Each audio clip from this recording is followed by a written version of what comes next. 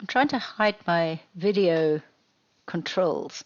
And so I've added this open space from a geodatabase, and you can see it's symbolized it with some sort of random color. And you can change this color if you like. You can double click on it, and you can say, make it black. Now with that, you can see now it's actually opened a different symbology thing. So I'm just going to go back into my catalog. And remember I said if you right click on it and go into the attribute table, you can see information about it, what it's.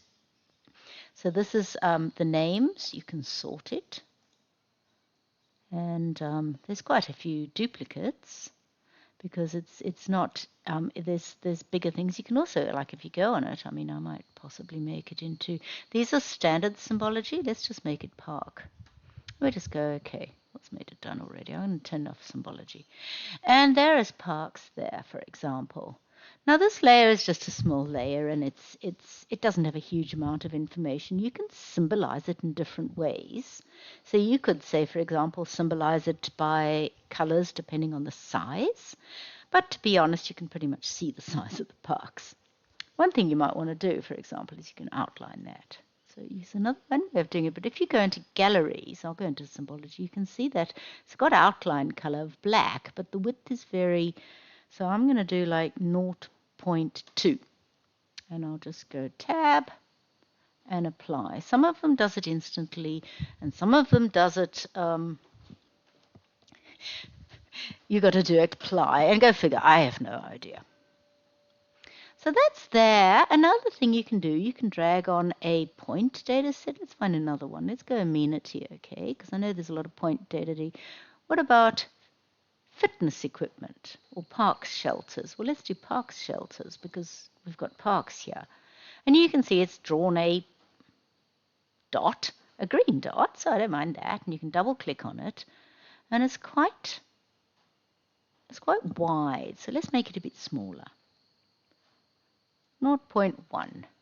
Now just tab out and go apply.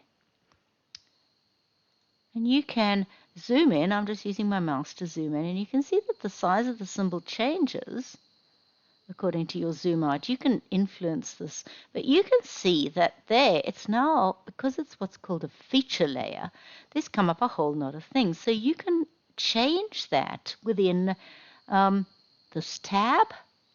You can label it. I certainly wouldn't. And there's lots and lots of different ways you can label. You can choose where you're going to put the labels. And there you can go. As I said, there's lots and lots of different ways that you can look at the data and do anything in ArcGIS Pro. But here's another way of looking at the attribute table. You can see there's this one. It's the object ID, but they've called it FID. The shape, another object ID. I've joined two things together.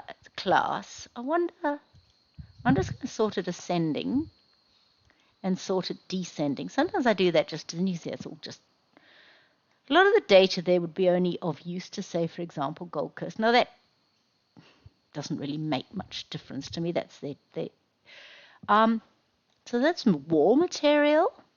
And you can see that there's quite a lot. Construction, roof material, shelter, and there's all sorts of different things. So there's lots and lots of different things, and each one of those is something that you could theoretically symbolize it by. So say I right-clicked on it, I've got the attribute table, but I'm going to go down here to Symbology.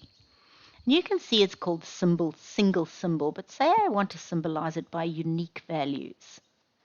Now, unique values is something that is, you wouldn't use that for numeric things or things with there's thousands of different things. So it's really useful to look at the attribute table. So what if I put it by, I've forgotten, let's just go back into the attribute table and have a look at some of the things. Maybe I want to put it into shelter floor, roof material. Let's put it into construction.